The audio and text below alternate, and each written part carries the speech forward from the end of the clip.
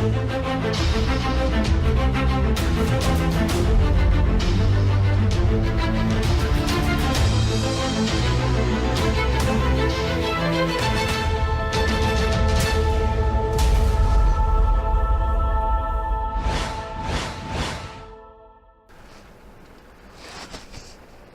is going on, guys? It is Mad Mike here in Madman Motorsports number 9 Kaiser Manufacturing Tie Touring Rocket, driven by Devin Moran. And I am back after a long little vacation of, this is going to be a How I Drive series, dirt Eldora in the Pro Late model. I'm going to show you as best as I can how to drive this racetrack in different stages. Right now the track state is how you would find it at the beginning of practice. I will also go through a middle track state all the way up until the racetrack actually does rubber up, which is when it gets really tricky. For the 35 lap features, it does tend to rubber up quite nicely. So I'm going to teach you in sections how to drive this super fast half-mile racetrack. So without further ado, let's get into the late model, and we'll take a little quick lap around the racetrack here. First note, guys, I've seen so many guys in so many videos restart this race car in first gear and then quickly jump to second. That is totally the wrong thing to do. All right, first gear, as most of you know, I do work on these dirt late models. Okay, first gear is meant for rolling out on the racetrack. All right, if you go to a real late model race, you will hear them get going about 10-15 miles an hour, and then you will hear this. Okay, that is a double rev because these cars do not have clutches in them. The clutch is basically used to get rolling, and once they are in first gear, they will pop it in neutral, double rev it, and it pops into gear. That's just a little perk of mine. All right, if you want to start in first gear and roll your transmission on the racetrack, that's fine. Okay, but getting on from there, guys, this is the famed Eldora Speedway in basically it's out in back of a cornfield. I have been to Eldora, one of my favorite tracks to go to. It's in small Rossburg, Ohio, which is basically a small town, and you drive straight out of town and all you see is cornfields as far as you can see, and then all of a sudden you come up on this monster racetrack. It is a half-mile in length. Very fast, very fast, very racy, multiple grooves. All right. So this is the early stages. Now, how a dirt track breaks down is very important. It is very grippy when it's like this. All right, the clay is wet. It's got a lot of grip to it. So you're going to get your fastest times in the beginning of the track state right here. This is where your fastest laps are going to come. As the track builds rubber and dries out, it gets very slick.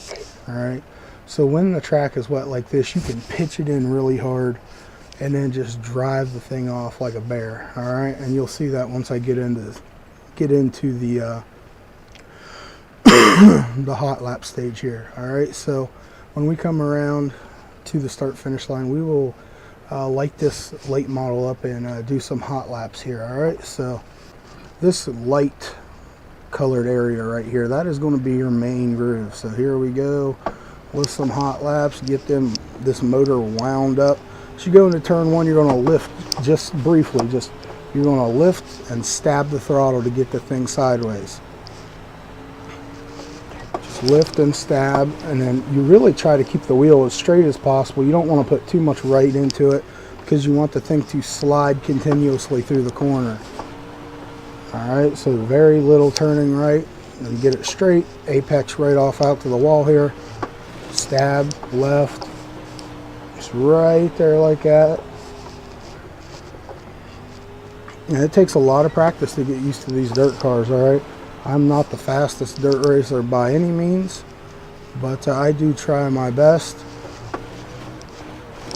to help you guys get a little bit quicker. As I tag the wall, just a little kiss with the right rear. That is very common in these late models because the car is so big, and you do hang that right rear out there at the wall. The fast line, as this racetrack progresses, and you will see this, the fast line is going to be gradually migrating up to the cushion. As you see that light racy groove turn actually black as the track progresses. Alright. See, that's big time sideways right there. You don't want to do that in a race because you will get your ass run the fuck over. But yeah, I'm going to slow down so I can talk here. Basically, going into the throttle, if you will look at my throttle input there on the bottom left, you want to, when you come in, you want to lift. Okay, lift just for a second, and then you're going to go back full throttle. That is going to set the nose, pitch the rear end out, and then if you can look at my steering wheel here, once you get into the corner, this is straight. This is dead center straight. You can see the hands right there. Alright, most people's misconception is they want to go in, pitch it left, and then come real hard right. Okay, I'm actually going to back out just a little bit so you can see more of the steering wheel here. Alright, so you're going to turn in left and then pitch it real hard. You don't want to do that. That scrubs off speed. Alright, so what you're going to go in and do is you're actually, when you're full throttle and you stab like that, look at the throttle inputs. Okay, you're full throttle, stab, that's what you're doing. Full throttle, stab. Pay no attention to the brake and clutch because I am holding the brake so it don't move. So it's full throttle, stab. Full throttle, stab. Alright, and that's going to pitch it. And this is about all the right you want to put into it. It's about a quarter of a wheel. You want to keep the wheel as straight as you can so that it does do a progressive slide. You don't want to grab it too far right and then it's going to catch in the center of the corner. Alright, so you don't want that. Alright, so that's pretty much how you drive it on the tacky, the tacky surface that we got here now. So I am going to pause the video. I am going to back out of the session, come back in, and more of a heat race, how the track would be in the middle of the race with a little bit of grip, and it's got kind of,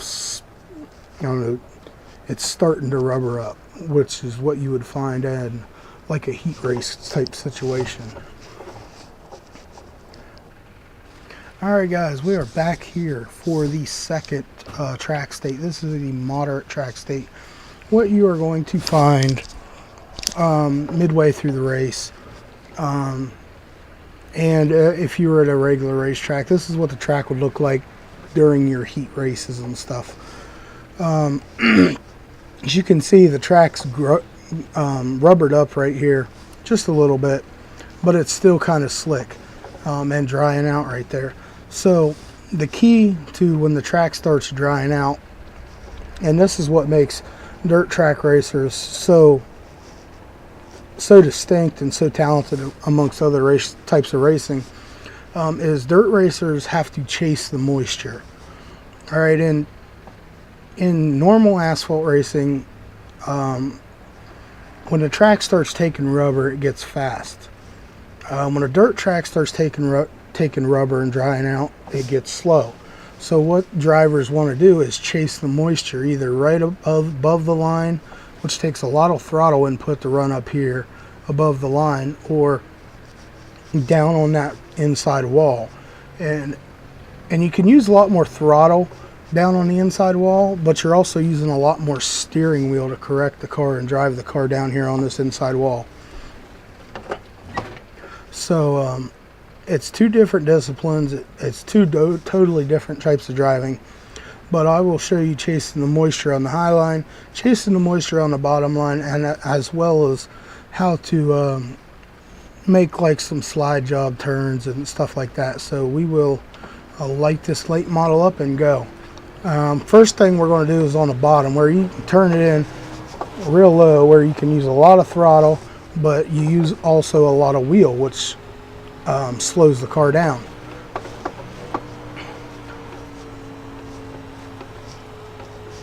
And running that inside it's not really my cup of tea, but there are times when you do have to run down there, so you have to practice down there. You see, you're using a lot of wheel, a lot of throttle input. You're getting the car really sideways on the corner entry because you're going to have guys up there above you. So you really got to get the thing pinched down there and get the thing cocked sideways, get it right there on that inside barrier. And the next way to do it is up here on the wall. Now, when you're up on the wall, you can't use as much throttle. You're banking on momentum, so you really have to lift and stay out of it a lot longer, but you do have a lot more momentum build up around the wall out here on the outside. So there's two different ways to chase the moisture at the racetrack. It's all up to you on how you like to drive. I like to run up here on the wall, and it inside the car, it looks like I'm on the rubber, but actually, when you think about how the right end is kicked around to the right, the back wheels are actually outside of that into the loose stuff up there. All right, and then there's ways of passing, like slide jobs. You can start here up high, okay, and you can drive the thing down here to this inside wall. All right, and that's one way of a slide job. Start up high and then just pitch it right to the inside there. And then there's the more common slide job, which you see a lot in the NASCAR ranks, is going in low. So you're going to go in low and you're just going to slide it all the way up here to the wall in front of somebody. There's two different ways to do the slide job. I've just showed you both of them. So dirt track racing, guys, it just really takes a lot of car control, a lot of throttle control, and you really just got to practice with it. It is a blast once you learn how to do it properly. So that is your moderate track, as you would find in heat races or something. So next we will come back with what's going to be like your feature track, where it's completely rubbered up. It's black all the way around, and there's very little moisture to find on the racetrack. So you kind of got to deal with that double-edged sword of just sliding the thing around in the rubber, and you'll see how damn difficult it is to drive one of these race cars when this track's fully rubbered up. So I will come back to you in just a few. Alright guys, we are back here in the Pro Late model here. As you can see, we're in our final stage of the track prep here. You can see it's very dark, very black,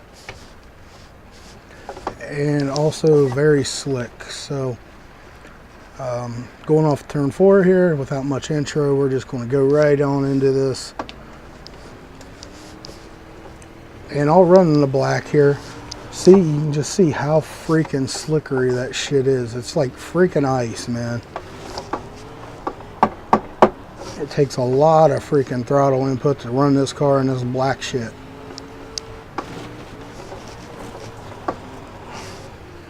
But, that's what makes dirt racing so damn hard is. So as you can see how difficult it is to run in that black. Alright. So, like in the previous segment, what I said is we've got to chase the moisture. We got to chase the groove up here. I mean, it's such a fine line to run this high line above this black shit. All right, or the bottom. I mean, you just got to find a way to run this shit. Now, when the track gets like this, I like to run the high line, but it's so it's just so damn hard to do because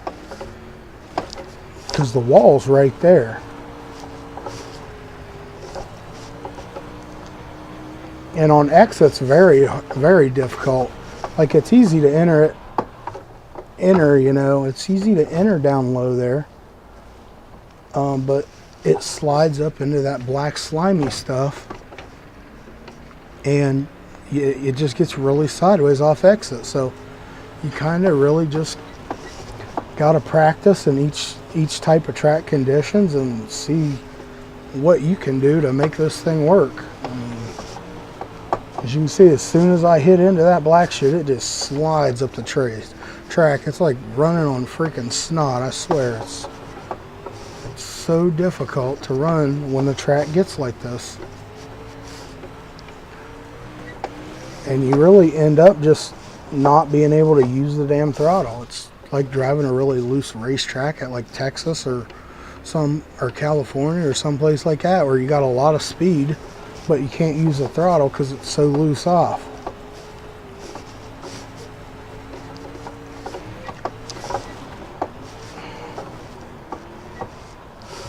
So as you can see, it's almost impossible to run in that black stuff, so you've got to find an alternate groove to run in.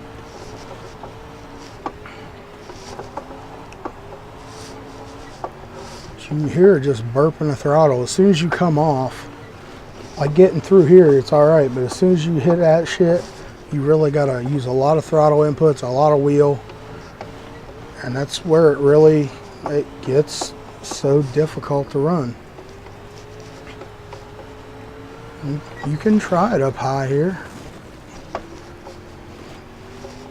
but there's so little margin for error, right? When the track gets like this, running the high side, there is such a small margin for error.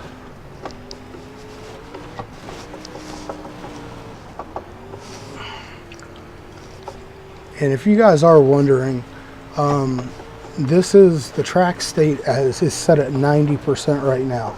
So if you do want to, you know, create a local test, you can set the track state at 90% and test this out yourself, because it is very difficult. And you know, in official races, the track shouldn't get this bad, but I know that we've been running a lot of, you know, hosted late model races between me and my friends, and and the track does get like this because we run like 1 hour of practice with 10 to 15 guys, and then the race, and by the end of the race, the track is rubbered up like this. So it is something that you do need to practice and do be aware of, because it is something that persists. And you know, iRacing has done a phenomenal job modeling how the track changes with their dynamic tracking and everything.